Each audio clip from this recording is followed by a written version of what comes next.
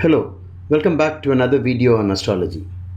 In this video, I'm going to talk to you about the effects of the moon if it happens to be in your 12th house. I'll be referring to Bhrigu Sutram, which has been translated by Dr G S Kapoor, and I'll be referring to this book. If you want to buy this book online, you can always get it from Ranjan Publications. So whenever I use the positions of planets in any of my videos, I'm actually referring only to the Bhava chart or the Chalit chart. In case you have not been introduced to the concepts of the Bhava chart, please refer to my earlier videos. And in case you want to cast your Bhava chart using a computer software, then the best one available right now is Jagannatha Hora, and with a click of a button you can cast your Bhava chart. This does not mean that you can do away with the Rashi chart, because it is from the Rashi chart that you can actually know whether the moon in your horoscope is exalted or debilitated, or is it in its Mula Trikona, in its own sign, is it afflicted by malefics, which are the planets that are aspecting the moon. All this is to be known only from the Rashi chart. So let's move on to the green board and discuss the effects of the moon as seen in your horoscope. What you see on the green board is a sample of the moon in the 12th house. In this example, we have the ascendant as Aries, Mesha Lagna, and the moon is in the 12th house. The houses are numbered starting from ascendant as number 1, and then you number the houses clockwise 2, 3, 4, 5, and this is the 12th house where you find the moon. So this is an example of moon in the 12th house. But this is not the only way one would have the moon in the 12th house. There are 12 different possibilities, and that's because each time the ascendant is different. As the moon is in the sign of Jupiter and is also in the 12th bhava, then you'll have to read it as the moon in the sign of Jupiter, which is very good because the moon and Jupiter always get along very well. And so this is a positive moon. Unless if the same moon is afflicted by, let's say, Saturn or maybe a Rahu or any other malefic. The condition of the 12th placed moon improves a lot if you know how Jupiter fares in the horoscope.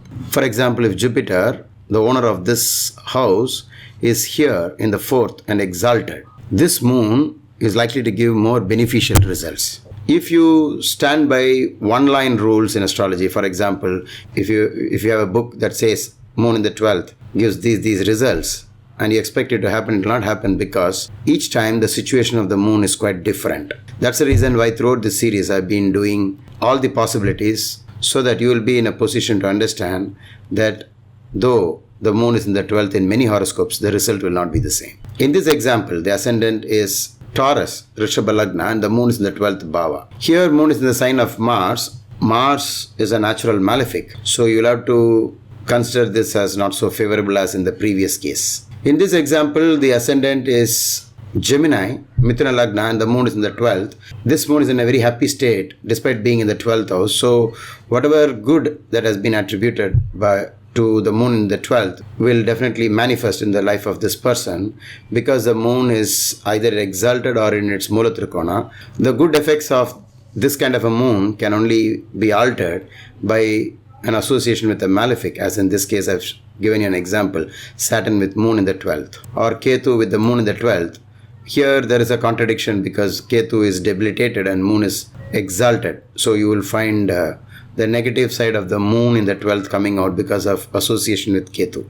In this example, the ascendant is Cancer, Karkadaga Lagna, and the moon is in the 12th house. The moon in the 12th may tend to give more negative traits because the moon is also the lord of the ascendant. The ascendant is Cancer and the owner of the sign Cancer is moon, and here is a situation where the Lagna lord is in the 12th house as well.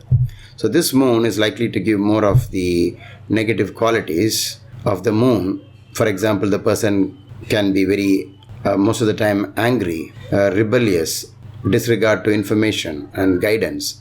And while sleeping, the person is likely to cover themselves up fully. So people like this may tend to like solitude. In this example, the ascendant is Leo, Simha Lagna, and moon is in the 12th house. But here the moon is quite happy to be here because it is a sign that belongs to the moon. So moon, the 12th lord in the 12th house, is also a Viparita Raj Yoga. It's called Vimala Yoga when the 12th lord is in the 12th house. When you connect to Dasha Bhuktis, during the Dasha of the moon, this person is likely to go through losses as well. Here the ascendant is Virgo, Kanya Lagna, and moon is in the 12th house. Here the moon is in the sign of the sun, and sun is a natural malefic. And the moon is not very happy to be here for that reason. The moon here is also the 11th lord in the 12th house. 11th means gains and 12th means loss. Sage Bhrigu says that the person will spend unnecessarily. This kind of habit the person will fully exhibit if the moon happens to be in the 12th in this way. Here the ascendant is Libra, Tula Lagna, and the moon is in the 12th house. This moon is not in the sign of a natural malefic at least, because the sign belongs to Mercury. Nevertheless, the moon as the 10th lord in the 12th is definitely not good. Here the ascendant is Scorpio, Vrishchika Lagna, and the moon in the 12th. This moon is in the sign of Venus. Venus is a natural benefic. So this person is likely to spend more on good deeds, expenditure on good deeds, good work. That's mainly because the 9th lord is in the 12th house. This may be also read as loss of fortune, 9th lord in the 12th. So on further examination of other planetary situations in the horoscope, you will have to conclude on whether this 9th lord in the 12th is only indicating expenses for good purpose, or is it wastage of luck. Here the ascendant is Sagittarius, Dhanur Lagna, and the moon in the 12th. This moon is quite unfavorable because the moon is debilitated, and especially so if it is in the second half of this sign, then it really is challenging. Also, the moon is the lord of the 8th and the 12th, not a good combination to have. So people having this kind of a moon must do all the remedies connected to an afflicted moon. The problem may increase if Rahu is also here along with the moon. If Rahu is very close to the moon, then the person may have to go through extraordinary challenges in life, especially relating to financial issues or issues connecting to the mind and the nature. In this case, addiction to drugs and bad food is indicated. Here the ascendant is Capricorn, Makara Lagna, and the moon is in the 12th house. This moon is quite good because the moon is occupying the sign of Jupiter. So this moon is a lot better than what we saw in the previous example. Here the ascendant is Aquarius, Kumbha Lagna, and the moon is in the 12th in the sign of Saturn. Actually the moon doesn't have any enemies, but Saturn does not like the moon. So the moon is somewhat afflicted by this situation. Also, because it is the lord of the 6th in the 12th house, a functional malefic for this Lagna. So this moon is likely to give more of the negative side of the moon in the 12th. This is the last of the 12 possibilities. Pisces ascendant, Meena Lagna, and the moon in the 12th in the sign of Saturn. You'll have to use the same logic as we used before, but this time the moon is the lord of the 5th in the 12th. So this person has a great amount of Putra Dosha, the blemish on the house of children. It's time to get back to Bhrigu Sutram. The first word Sage Bhrigu says is Durbhojanah.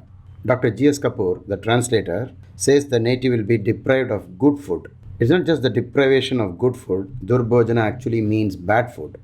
So the person is likely to consume bad food means that the person might be consuming something that spoils his health, his physical health or mental health, maybe addicted to drugs or alcohol, or maybe to junk food. Dush-paatra-vyayah. Dush-paatra is basically a bad character person. The person will spend on such things whereby he gets the name that this person's character is not good. The next word is Kopodh-bhava-vyaya-sana. Dr. G S Kapoor says that the person will be very angry. The next word is Samriddhi-maan. If you look up spoken sanskrit.de, you will find the following meanings for Samriddhi. So this is actually a very good quality. And Stri-yoga-yuktah. Stri-yoga, this person has the luck to unite with many women. But Dr. G S Kapoor says that as a result of contact with women, the person will get many diseases like venereal disease. But I don't see any logic in this translation. Maybe there is some error somewhere. We'll have to find this out. Anna-heena, the next word, will have no grains. Heena is not actually denial, it's shortage. So basically, shortage of food. So in modern times, I found people having the moon in the 12th easily is able to give up food. They quite easily do fasting, and they can quickly change their food habits. And sometimes they may get into the wrong type of foods, which has claims like it will make you appear slim, etc., and then they consume it for a long time and then spoil their health. Shuba-Yuthey Vidhwaan. If the same moon is with a benefic, the native will be learned and kind-hearted. Kind-hearted is Dhaya-vaan. If the same moon is with malefics, Papa Shatru Yuthey, that is, with malefics or in the sign of a malefic, Papa Lokaha, in which case the person will go to the world of sins, which Dr. G S Kapoor translates as will go to hell. And the next word is Shubha Mitra Yuthey, Shrestha Lokavan. So if the moon is associated with a benefic or is in the sign of a benefic, then the person will go to heaven after death. It may also mean that in their next life, the person will be given an opportunity to take birth in congenial environments. It just means that the person will drift towards a heavenly experience. We have come to the end of this video. In case you have any doubts, please type them out in the comment section. And whenever I find the time, I'll answer them for you. And see you soon in my next video.